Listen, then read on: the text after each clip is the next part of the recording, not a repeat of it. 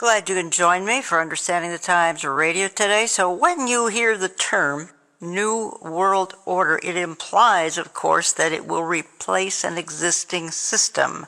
And it really has nothing to do with the United Nations, not even the World Economic Forum. And these are precursors for a New World Order, and they certainly play a role in the coming Antichrist kingdom, but they're not the final product. Because the global kingdom to come will be just that, a world system divided into 10 regions. It will have a single leader. We are not there yet, but we are rushing rapidly towards this. We hear quite often the term deep state. Just who or what is the deep state? Is it a part of the coming one world system? How does the U.S. government fit in? How about our current president? How about a future president? What does the deep state think of past president trying to sit in that honored position again, Donald Trump? Let me clarify right up front here that the forthcoming hour is not an effort to promote a presidential candidate in the political sense. It's an attempt to clarify how modern-day politics plays into a global scheme to form what the Bible predicts a one-world system. My guest, he's going to join me in a moment, Alex Newman, and I just want to play a very quick soundbite of Alex because I think he's setting the stage for our discussion here. What we're watching now is the deliberate destruction of the American middle class and the deliberate destruction of the American economy. Ultimately, if these evildoers get their way, it's going to result in the deliberate destruction of the United States of America. We're talking about the controlled demolition of our economy, our military might, and everything that we hold dear. And this has been known at the highest levels of government for a long time. You know it as well as I do that during the Trump administration, they had Rich Higgins on the National Security Council put together the Higgins Memo. People should read this. He talked about this global alliance of globalists, communists, socialists, Islamists, who are all working in unison for the goal of destroying the United States of America, not just as a nation, he says, but even as an ideal. And so they want to shift global power over to communist China, over to the United Nations, etc., and gradually and then suddenly destroy the United States. And they don't want to just destroy our country, they want to even discredit the ideas and principles that it's founded upon because they're simply not compatible with this one world system. You know, Henry Kissinger, who just recently passed away, was constantly talking about we need a new world order, just like all the rest of these globalists. What they mean by New World Order, George Soros told us what this New World Order was going to look like 10 years ago. He did an interview with the Financial Times. He said we need communist China to own the New World Order in the same way that the United States owns the current one. So we're watching here a deliberate process whereby the formerly free, developed, prosperous, Christian-style nations are being deliberately demolished so that power, economic, military, diplomatic, etc., can be shifted over to the authoritarian regimes like Communist China, which really is the model for the one world system. Now, these people are not stupid. We know, obviously, Joe Biden is on the payroll. The Congress has already released documents proving that the Biden family is on the CCP payroll. But really, it's much bigger than that, right? Henry Kissinger, probably him and his boss, the Rockefeller clan, probably did more than anybody to build up communist China into the threat that it is today. But Obama and Joe Biden and many, many others at the highest levels have been helping this process along to the point where you have Klaus Schwab this summer going on communist Chinese television saying that communist China is a role model for many countries. So this is a very, very dangerous agenda. And you're right. Americans can't focus on this stuff because they're so busy trying to feed their family. They're so busy trying to keep up with the entertainment and all the rest of it. People don't have time. And it's very difficult now to find this stuff. The UN's bragging that they have a partnership with Google to silence people like you and I, Greg, who are telling the truth about this climate stuff. And so it's getting very, very difficult for Americans. It's going to get much more difficult if we don't stop this fraud. Alex Newman is an award-winning international journalist, educator, author, speaker, nationally syndicated radio host, consultant. He currently serves as contributor to the Epoch Times, correspondent for Law Enforcement Intelligence Brief, foreign correspondent and senior editor of The New American. I could go on and on. You have seen him on Fox, Newsmax, One American News, The Blaze. We carry in my online store his book, Deep State, The Invisible Government Behind the Scenes. I did an hour with Alex on that probably a year ago. I may refer to it, but we won't be talking specifically about the book. Alex Newman, welcome back. It's great to be here. Thank you for having me, Jen. Alex, are the deep state and the globalist agenda, are they one and the same? I think they are, and that doesn't mean that everybody who would see himself or herself as part of the deep state fully understands the whole agenda. I think a lot of the people that operate in what we call the deep state, what Donald Trump is talking about when he calls out the deep state, the entrenched bureaucracy, the high-level operatives at the Department of Justice, I think a lot of these people have convinced themselves that this is good for humanity, that if we just undermine the nation state, we'll bring about peace. The UN is a better organizer for geopolitics than the Westphalian system from 1648, enshrining the sovereignty of the nation state. But ultimately, when I'm talking about the deep state, I'm looking one step beyond that into the spiritual realm, into what's happening behind closed doors, not so much the bureaucracies, but the secretive societies. And I believe one of the top elements of the deep state's agenda is globalism, traditionally defined, undermining the nation state, moving us toward a one world system, ultimately an evil one world system. So when you get to the very high levels of power, political, economic, even ecclesiastical, you do have, I think, a very strong unity of purpose in this effort to shift us toward this new world order, which is globalist in nature. Okay. And by globalist, again, we're talking global system. Then how do you define the deep state behind the deep state? That's why I wrote the book. I wanted to go through the organizations, the secret operations that pull the strings of the bureaucracies and the intelligence agencies that we see. And so at the highest level, I would say let's just start with the top. As Christians, we need to recognize what the Bible teaches, and that is the deep state behind the deep state has a commander-in-chief. And that is Satan, the god of this world, the prince of the power of the air, as he's referred to multiple times in Scripture. And when you understand that, the rest of the pieces fall into place. But when we talk about the deep state behind the deep state, I look at a lot of the secretive organizations. Yeah. There is the Bilderberg Group. Every year they meet in secret, about 120 of the most powerful people on the planet and people that they're trying to recruit. You've got the Skull and Bones Society at Yale University, the Bohemian Grove out in Northern California, where a few thousand of the most powerful men on the planet get together and do very weird rituals. Yep.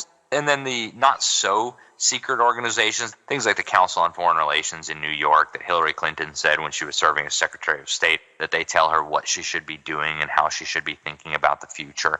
Groups like the Trilateral Commission set up by David Rockefeller and former National Security Advisor Zbigniew Brzezinski. There's a lot of these groups that are incredibly powerful, right? If you look, it doesn't matter, Republican, Democrat administration, these are always dominated by this tiny handful of people that comes from this little network of little-known groups. And so I think that's much more important to focus on than which particular bureaucrat in which particular agency is doing something we may not like. You got to look at who's calling the shots behind the scenes. So you've allowed me to go a little bit out of order in my thinking here this hour because you just brought up something that I was going to touch on later. We're going to do it now only because you just cited Hillary Clinton as she's calling out the Council on Foreign Relations. And I know, Alex, you've talked about CFR before. We had you here in the Twin Cities back in April, and we looked at a lot of the coming New World Order heavily. Back in April, it was World Economic Forum. Folks, we have that in our online store as a DVD.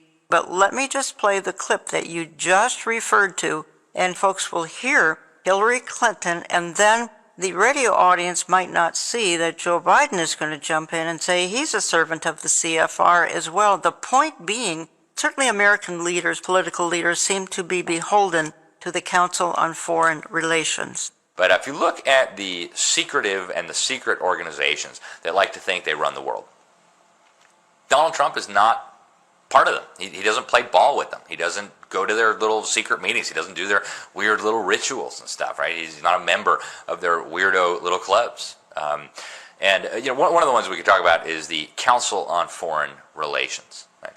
You all know the Council on Foreign Relations. Hillary Clinton said that's who tells her what she should be doing and how she should think about the future.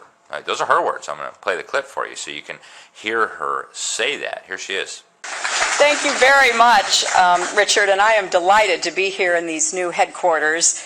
I have been often to, the mothership in New York City, but it's good to have an outpost of the council right here down the street from the State Department. We get a lot of advice from the council, so this will mean I won't have as far to go to be told what we should be doing and how we should think about the future. All right, so who tells Hillary Clinton what she should be doing and how she should think about the future? Well, according to Hillary Clinton, It's the Council on Foreign Relations. Isn't that interesting? We thought it was Congress or the American people or Joe Biden, Barack Obama, Satan, I don't know. But no, it turns out it's actually the Council on Foreign Relations. Isn't that interesting? Now, I don't want to give the impression that this is a partisan thing, right? It's not just Democrats. Here is Dick Cheney bragging about his relationship with the CFR and how he never tells the dumb voters back home in Wyoming. It's good to be back at the Council on Foreign Relations. As Pete mentioned, I've been a member for a long time and was actually a director for some period of time. I never mentioned that when I was campaigning for re-election back home in Wyoming. No, you never mentioned that when you're campaigning for re-election back home in Wyoming. Even Joe Biden, right? Here he is, sitting next to Richard Haass, the president of the Council on Foreign Relations at that time. And listen to this interesting little quip. My name is Richard Haass, by the way. I work here at the Council on Foreign Relations. And I work for Richard. And I work for Richard. So we had a defector come out of the CFR. His name was Admiral Chester Ward. He spent 16 years as a member. And what he said in a book that he wrote, along with the great Phyllis Schlafly, the late great Phyllis Schlafly, it was called Kissinger on the Couch. He said the main purpose of the Council on Foreign Relations is promoting the disarmament of U.S. sovereignty and national independence and our submergence into an all-powerful one-world government. He says this lust to surrender the sovereignty and independence of the United States is pervasive throughout most of the membership. He says in the entire CFR lexicon, there is no term of revulsion carrying a meaning so deep as America First. Okay. And these people have admitted publicly in their little magazine, Foreign Affairs, that their goal is a house of world order, that they're going to undermine our sovereignty piece by piece until we are in that world order. And the term they hate most of all the possible terms out there is America First. You wonder why they hate Donald Trump? Right. Well, that's why they hate Donald Trump. If you join me late, you're listening to Understanding the Times Radio. Jan Markell. I have on the line from Florida, Alex Newman. Learn a lot more at libertysentinel.org, libertysentinel.org. A lot of video, other items you'll find at that website. Alex, help us unpack this, and I need you to do it in seconds, and you do that brilliantly, by the way. And that is an explanation for what the CFR does, who founded it, what their goals are, how they got this power, how they're influencing the people in the highest offices in the world. So this was founded over 100 years ago, right after the U.S. Senate rejected U.S. involvement in the League of Nations. So the globalists of that day said, if we're going to get the United States involved in this push for a one-world system, we're going to have to overcome the natural American aversion to being involved in these entangling alliances. So a group of bankers and very influential people set this organization up. People like Edward Mandell House, a fake colonel who very openly advocated socialism and totalitarian government and globalism. And their mission was to bring together the most influential people in American society, from government, from media, from banking, from industry, and to get them all moving in the same general direction so that they could then control the policy, especially the foreign policy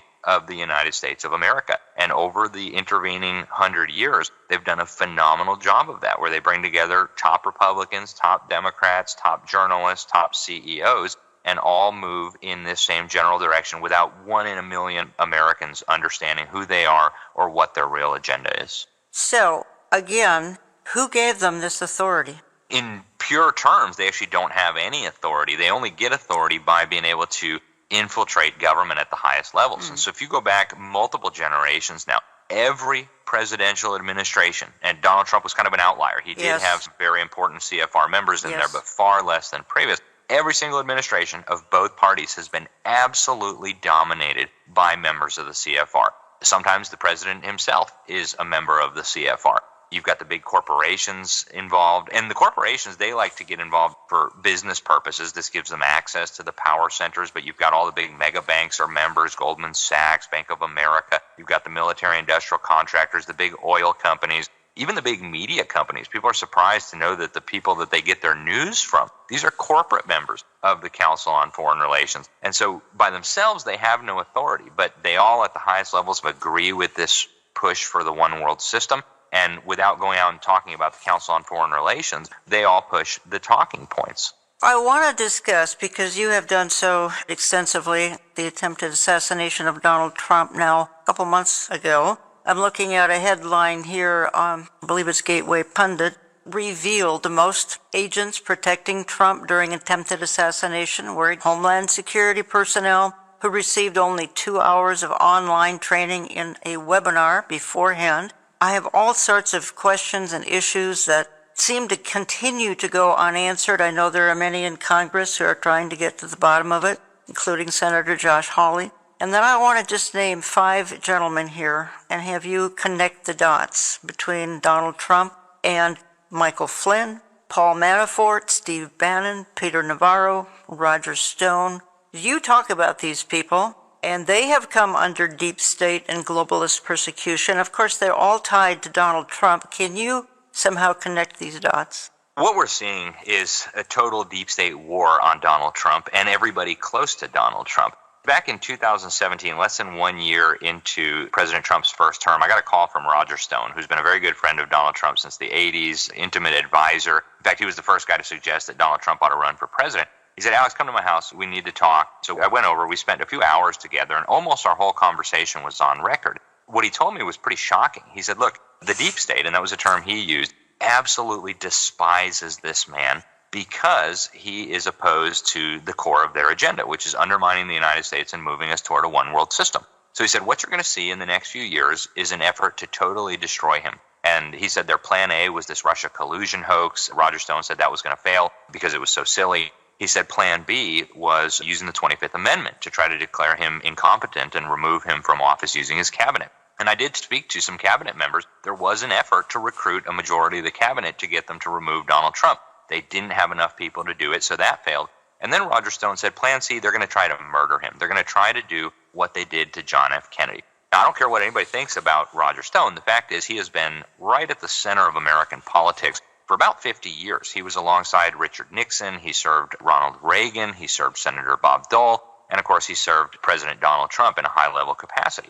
In the months that followed, what we saw was exactly what Roger Stone outlined happening in real time. And we saw one by one the people closest to Donald Trump, the people who were instrumental in bringing him to power, not just targeted, but absolutely abused and horribly victimized by the deep state. It started, of course, with General Flynn. They went after Roger Stone. They went after Paul Manafort, who was his campaign chair. They put him in jail on tax charges from years ago that never would have happened if he had not been close to Trump. Right now, Steve Bannon is sitting in jail. Peter Navarro just got out of jail. These are all men that I know. These are all decent, honorable Americans. And the thing that they have in common is that they worked for Donald Trump and they played a role in his administration or in bringing him to power. We need to understand that this is way beyond just politics as usual. This is way beyond the controlled opposition that we're used to seeing. This is a deep state effort to utterly destroy a man and everybody around him, including his family, because he poses a threat to the big agenda, which is globalism, the New World Order, destruction of the United States, etc. And so I would encourage people to recognize this is not normal. In fact, many of these things are criminal, and yet they're happening, and they're going to be happening with more severity in the months ahead.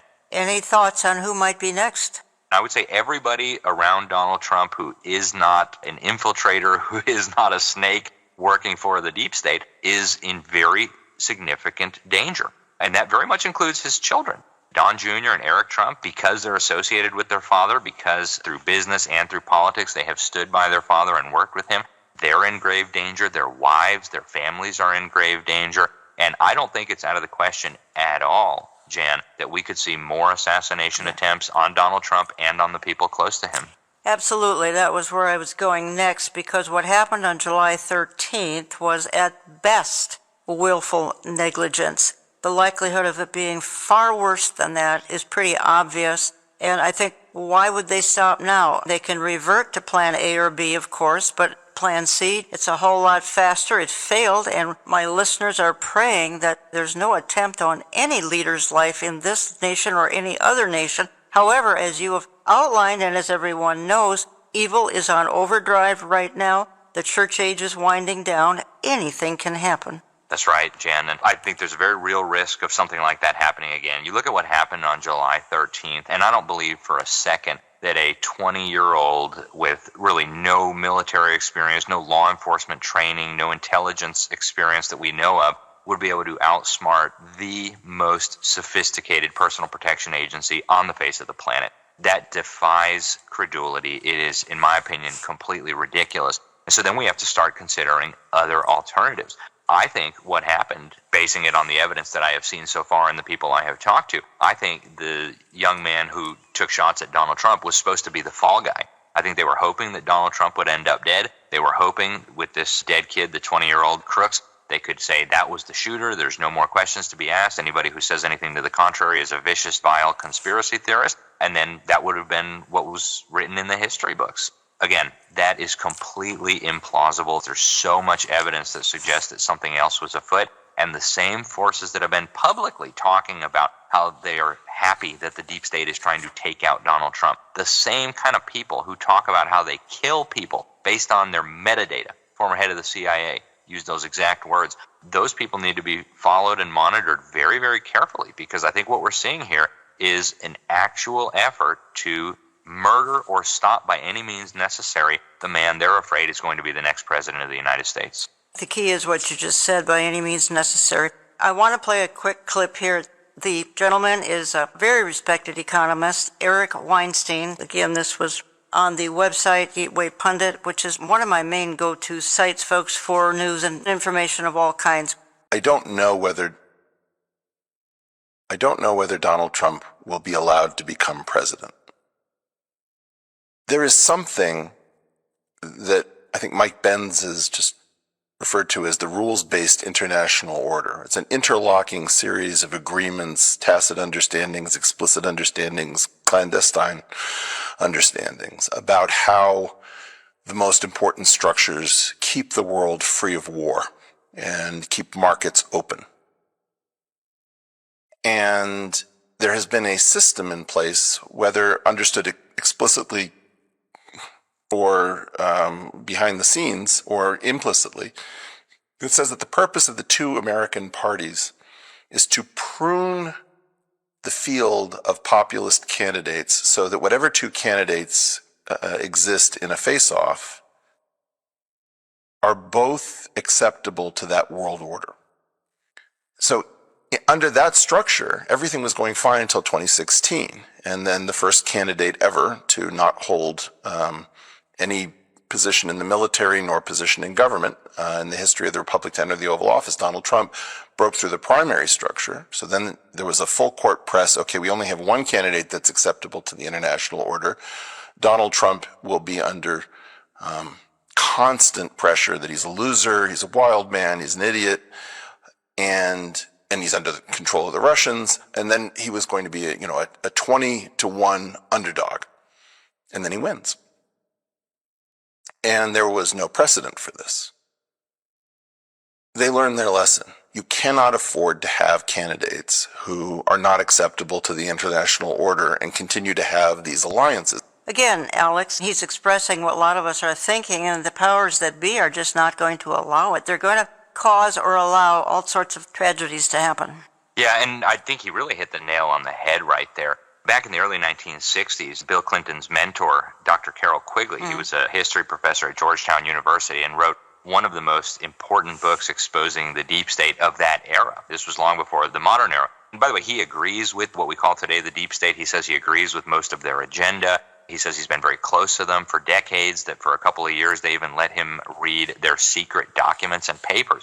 And in this book, Tragedy and Hope, A History of the World in Our Time, where he outlines some of this, they want a one-world system that they control, they want a one-world economy that they control. He says this: the argument that the two parties should represent opposed ideals and policies, one perhaps of the right and the other of the left, is a foolish idea, acceptable only to doctrinaire and academic thinkers. Instead, the two parties should be almost identical so that the American people can throw the rascals out at any election without leading to any profound or extensive shifts in policy. And that's what we saw for generations until Donald Trump came along, broke the mold. The establishment didn't know what to do with it. And so we saw throw everything, including the kitchen sink, at him and see if we can stop him. Folks, you know, God is always in control. Daniel 2:21, he sets up kings, he takes them down, but we've got forces that are pushing back against all sorts of things. And again, both Alex Newman and I, we could cite the things we disagree with Donald Trump. That's not the purpose of this hour. It honestly is not intended to be a political emphasis. However, when skullduggery is going on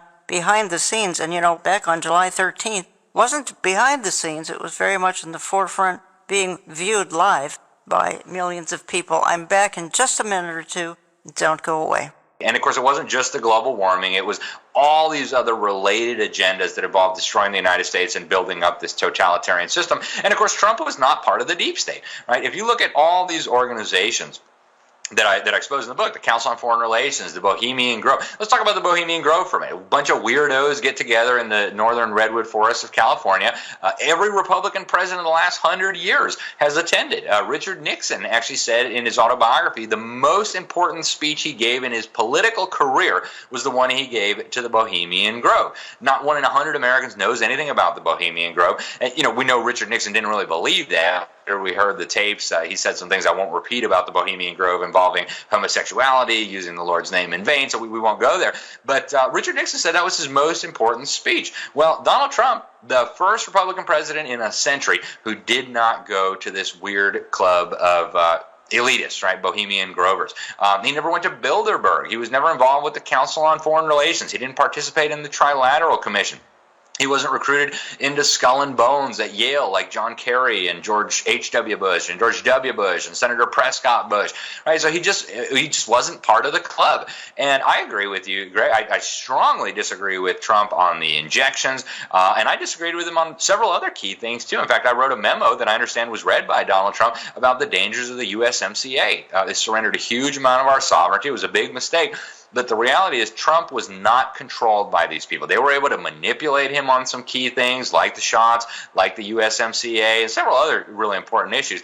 But ultimately, they did not feel like they could control him. He was an outsider, and that's why they are absolutely petrified of him coming back now, because he's going to want justice, just like at least half of the country wants justice for this horror show that we've lived through over the last 3 years. Folks, you can be sure I'm not going to let that topic go here, but let me just insert real quickly that we have a pastor's huddle coming up this fall. We're going to feature Dr. Mike Dodds from Calvary University, Kansas City. Our fourth such event in suburban Minneapolis, co-sponsored with Mark Henry, lead pastor, Revive Church. And the topic will be a biblical evaluation of replacement theology. Most churches teach the error that the church has replaced Israel and now inherits all of her promises. Please don't buy into that. There's no cost for this. The dates will be October 8th, 9th, 10th here in suburban Minneapolis. If you want more information, go to our website, olivetreeviews.org, then to events, and then to the pastor's huddle,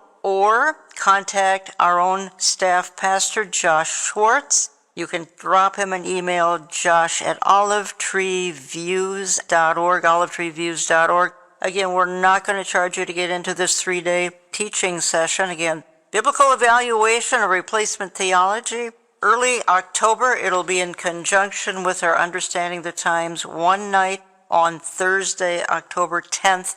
I'll have more to say about that in the next week or two. And by the way, we've got Alex Newman's book, Deep State, The Invisible Government Behind the Scenes. It's in my online store. If what we're saying intrigues you, you want to learn more, I highly recommend you pick up that book. Again, Alex, I can't let that little soundbite go. Why don't you expand on it? What's happening here with Donald Trump is, again, somebody who has broken the mold. And so one of the other groups that I like to focus on, in fact, I've got a section on them in the book, is the Skull and Bones Society. It's a very, very small society. They only recruit 15 new members each year. They're headquartered at Yale University. And the man who wrote, I think, the most important book on this, his name was Anthony Sutton. He was a historian at Stanford University. And he ended up receiving a big trove of documents about this group from a good friend of mine who passed away a few years ago. Her name was Charlotte Iserby. Her dad was a member. Her grandpa was a member. She herself actually served as senior education advisor in the Reagan administration. And so when her dad passed away, she passed all these documents over to Anthony Sutton. And it was enough for him to say, I've got to write a book on this. It's called America's Secret Establishment, an Introduction to the Order of Skull and Bones. And he says in the book, first of all, this organization is a recruiting ground for a global conspiracy, in the true sense of the word, right? 2 or more people working in secret for evil, illegal, or immoral intent to create a one-world government. And he says in this dialectical process, change requires conflict, and conflict requires the clash of opposites. You can't just have a right, you must have a right and a left. And so you look at a perfect example of that in 2004, where you have George W. Bush, a member of Skull and Bones, and John Kerry, a member of Skull and Bones, both the nominees for the two major parties in this country. What are the odds of that? I mean, they're infinitesimally small. And so what you have here is an effort to control the narrative, where on paper they look different. When you listen to their rhetoric, one wants to increase taxes, one wants to decrease taxes. But behind the scenes, they're all working ultimately for that same one world agenda. And that's what people really need to understand here. What you're seeing on TV is not an accurate representation of reality. You've got to go behind the scenes to understand what's really happening. And of course, you've got to read your Bible. Some of these outfits, let's just stick with Bohemian Grove for a moment. You were on air with me, it's probably a year ago now, and we dived into Bohemian Grove in detail. And folks, I believe that would be September of 2023. All programming is on my website, olivetreeviews.org, and go to radio, scroll down, you'll see access to many, many years of radio. All right, Bohemian Grove. Weird for sure, but dangerous? Really? I would say extremely dangerous. And what we're dealing with here, I think a lot of the people who go there, like Richard Nixon, don't fully comprehend what they're getting involved with. But the occultism is very, very open and very direct. To give you an example, they've got a big 40-foot stone owl statue standing next to a pond. And they do a ritual there called cremation of care. I actually know a journalist who was able to sneak in and get this on video, where they're burning what they claim is an effigy of a child at the foot of this 40-foot stone owl. And so a lot of the people who go there, they think, oh, wow, this is kind of weird, but I'm getting to mingle with all these powerful people. They'll probably help my next Senate campaign. They'll help my business get new contracts. So let's just overlook the weirdness. But this is actually, I think in the truest sense, satanic. This is exactly the kind of stuff that we read about the nations that were worshiping demons doing back in Old Testament times. To give one more illustration of how much the elites despise Donald Trump, former Secretary of State Colin Powell, he was at the Bohemian Grove, and somebody hacked his emails. They released them publicly. And he had an email that was sent to Peter Gordon McKay, the former Minister of Justice in Canada. And in this email, Colin Powell says, I'm just back from the Bohemian Grove. Surprise, surprise, I sat next to Stephen Harper, that was the Prime Minister of Canada, a couple times, had a nice discussion. Grove attendees know that Trump is a disaster. The most will vote against. So we're dealing here with occult things, very evil things. And then again, that doesn't mean that everybody who's ever gone to a Bohemian Grove meeting is somehow involved with this occultism. But people need to understand that behind the scenes, what you're not seeing on TV, what you're not reading on the front page of your newspaper, is exactly what you would expect to find from a proper reading of your Bible, where again, Satan is referred to as the god of this world, where in 1 John, we read that the whole world is in the power of the evil one. We don't want to misunderstand that. Of course, God is sovereign. God ultimately decides what will happen. But we need to recognize that satanic power is real. It's very widespread. It's operating at the highest levels of power, not just in the United States, but around the world. And we need to be conscious of that, as the Apostle Paul explains. We're not ignorant of Satan's devices. We must not be ignorant. Talking to Alex Newman for the hour. Learn more at libertysentinel.org, libertysentinel.org. Articles, videos, a wealth of information. Again, we had Alex back in April here to the Twin Cities. If you'd like a DVD of that event, it's in my online store. You can watch it absolutely no cost. YouTube, Rumble, our website. Going back to July 13th, and as I said, probably 30 minutes ago at best, that was willful negligence. Do you think the truth will ever really come out as to what happened on that fateful day? We know from the scriptures that eventually everything is going to be revealed. But in the meantime, I'm not hopeful that we're ever going to learn the truth. And you're already seeing the questions fade from public view, right? People have moved on to the next thing, election fraud, whatever. But what will happen if too many people start asking questions, like what we saw with the assassination of John F. Kennedy? The evildoers themselves will start throwing out all kinds of crazy theories, so that there are so many theories that a normal person starts researching and says, I can't figure this out. I've looked at 3 of these theories. They're obviously ridiculous, so maybe they're all ridiculous, and people just throw their hands up. It's a safe bet to assume that we're not being told the whole truth, and I think the evidence for that is overwhelming. And even without knowing all the details, did the FBI recruit this guy and radicalize this guy so he could be set up as a patsy like they did with those that were going to kidnap Governor Whitmer in Michigan? By the way, most of the people involved in that plot were either working for the FBI or were confidential informants for the FBI. So I don't know that we as Americans or we as people will ever know in this life, but eventually all the truth will come out. I'm going to play one more clip of you, Alex, and here we hear someone actually say, thank God for the deep state. I wanted to go back in time today and just remind everybody about what the deep state has been doing and saying over the last few years in the run-up to this assassination attempt. It is disgusting. It is outrageous. It would never be tolerated against any other political figure in this country. Right? Nobody would say these types of things about the Bushes, the Clintons, the Bidens, Kamala Harris. I mean, none of these people. It would be totally outside the bounds of what anybody would consider acceptable, for good reason. So we'll start with the former director of the Central Intelligence Agency, John McLaughlin. And when I first saw this, I almost couldn't believe my ears. Really? Thank God for the deep state in the context of taking out Donald Trump? Yes, that's what he says. I want you to listen carefully to John McLaughlin, former acting director of the Central Intelligence Agency, on camera, thanking his God for the deep state effort to take out Donald Trump. The intelligence community, it feeds the president's concern and often used term about a deep state being there to take him out. Thank God for the deep state. Isn't that interesting? Now, that in and of itself would be troubling enough, to have a leader of an intelligence agency thanking whatever deity he worships, it's obviously not the God of the Bible, for deep state efforts to take out Donald Trump. But this is in the context of an intelligence agency that brags about murdering people. Alex, never thought I'd hear a clip like that. Washington, no wonder Donald Trump calls them the swamp. Yep, and that's what's so interesting, Jan, is that when you go to Washington, D.C., everybody knows this stuff. Yeah. As Chuck Schumer said on MSNBC, when Donald Trump was accusing the Central Intelligence Agency and the intelligence community of acting improperly, he said, hey, he's pretty dumb to be doing this. The intelligence community has 6 ways from Sunday to get back at you. So this is very well known. The CIA has been caught spying on members of Congress. They brag that they kill people around the world without even charging them with a crime, much less putting them on trial. So this is completely out of control. This is not how our government is supposed to run, but it is the reality. And again, this wouldn't be tolerated against anybody else in our political process. Imagine a former director of the CIA saying, thank God for the deep state effort to take out Kamala Harris, or Joe Biden, or Bill Clinton, or even George Bush. It would never be accepted. And yet when it comes to Donald Trump, who's supposed to be literally Hitler, Orange Man Bad, Cheeto, we can say any kind of crazy thing we want. We can cut off his head in effigy, and people will laugh about it like it's a joke. It's really totally unacceptable, Jen. You're listening to Understanding the Times Radio. Jan Markell here. Have on the line Alex Newman. Learn more at libertysentinel.org, libertysentinel.org. We carry his book, Deep State, The Invisible Government Behind the Scenes. We've had this for well over a year. olivetreeviews.org, or call my office.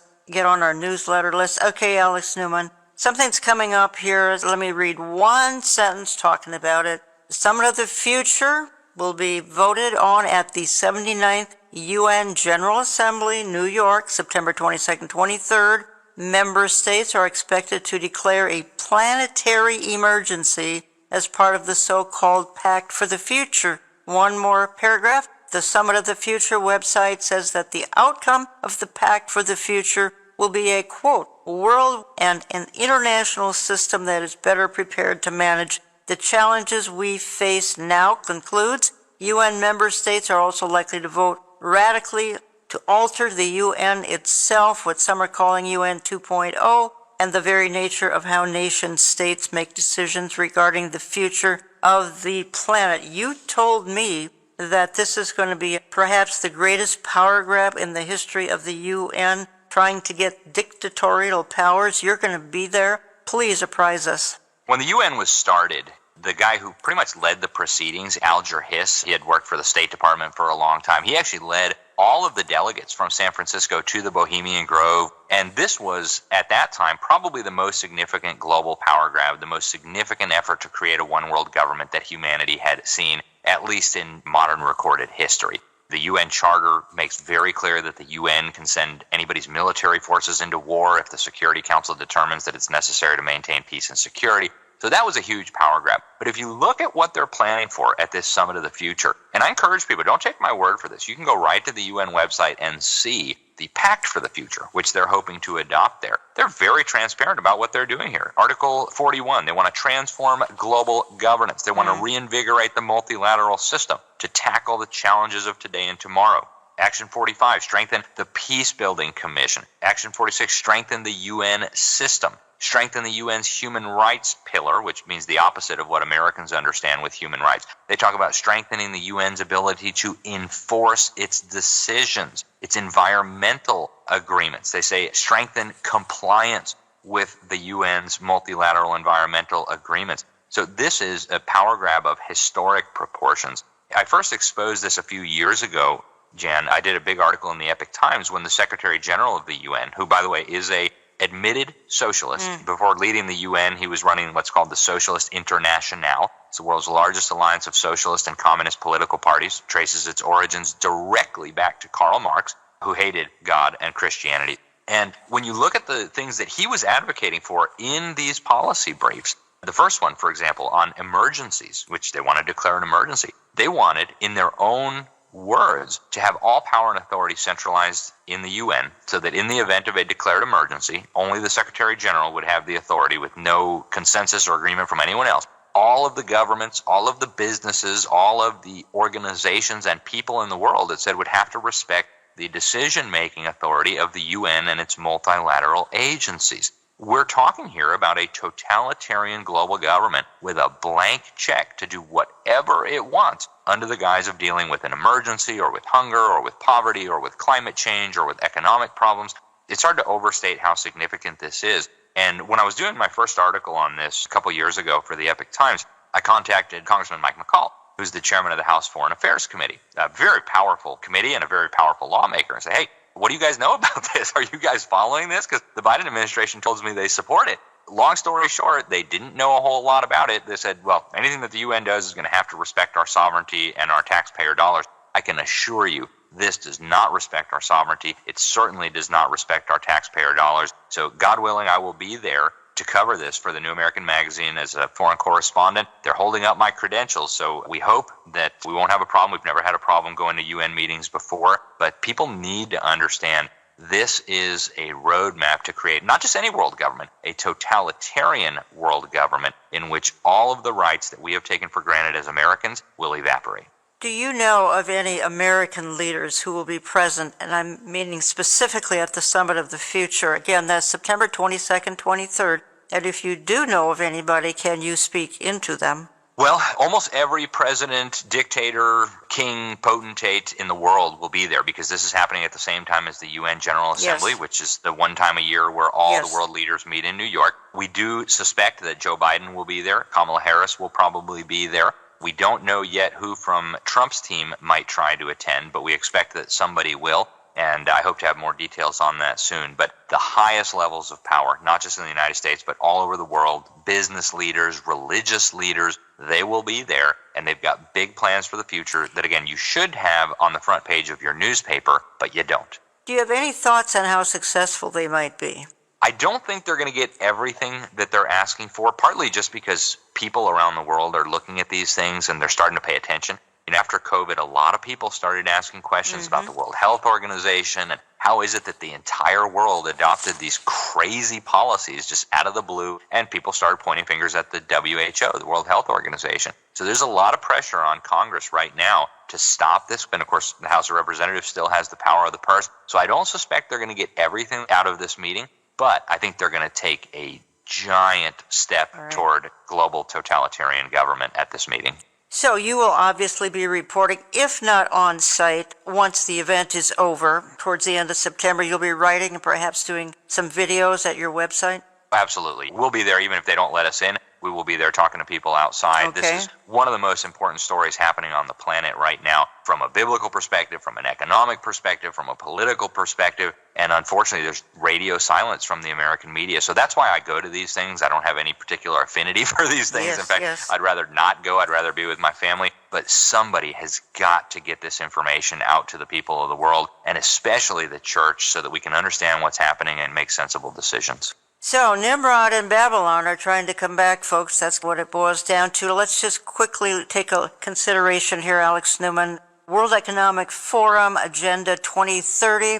Are they on target? Maybe have they moved things up? The 2030 Agenda was one of the most significant stories of 2015, and nobody covered this. I believe I wrote the first major article in any American media outlet about this, and yet you had every government in the world agreeing to essentially write a blank check to the United Nations to totally restructure life on this planet. I encourage people to read the 2030 Agenda. It's divided up into what they call 17 Sustainable Development Goals.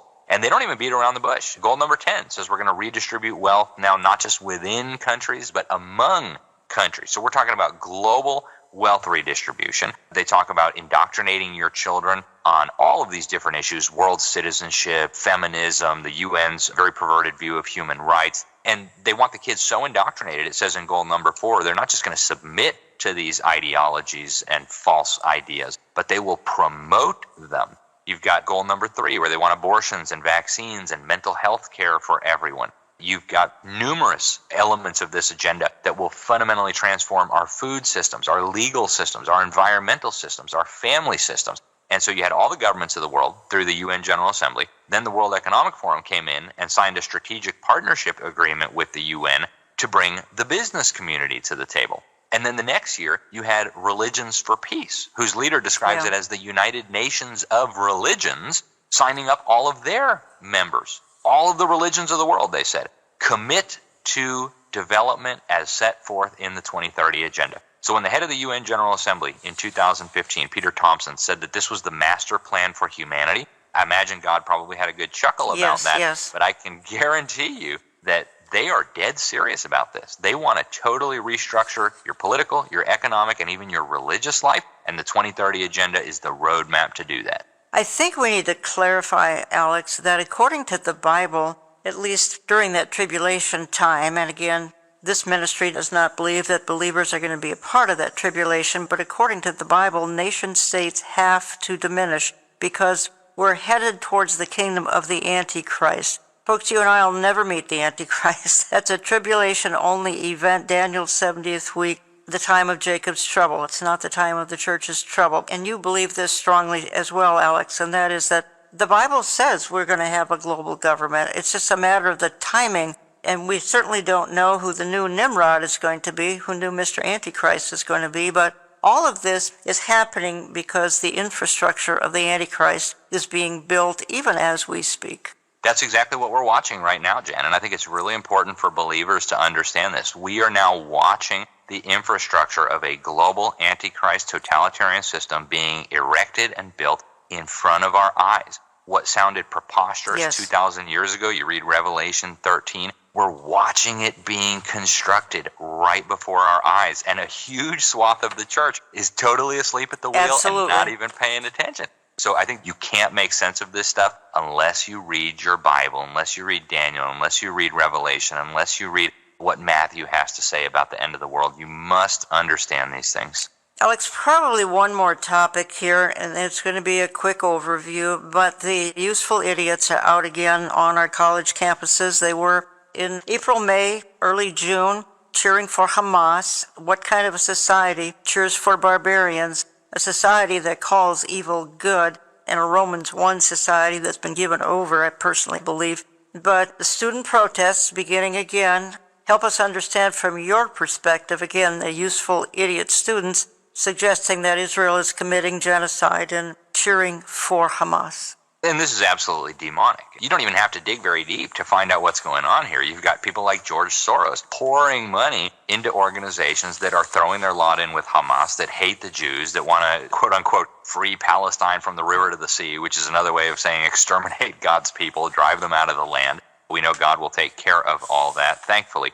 But this is wickedness writ large, and as you pointed out, this is calling evil good and good evil. And we're going to see a whole lot more of that in the days to come because a darkness is descending on the planet. A huge part of not just our country, but the whole world has now been handed over to a reprobate mind. They have suppressed the truth in their unrighteousness, and God responded by just handing them over to this degenerate reprobate mind. So now is the time for believers to be in prayer, to be preparing their family for tough times ahead, and to be in the Word of God, which is where we're going to get our answers from on all of these issues and so many more.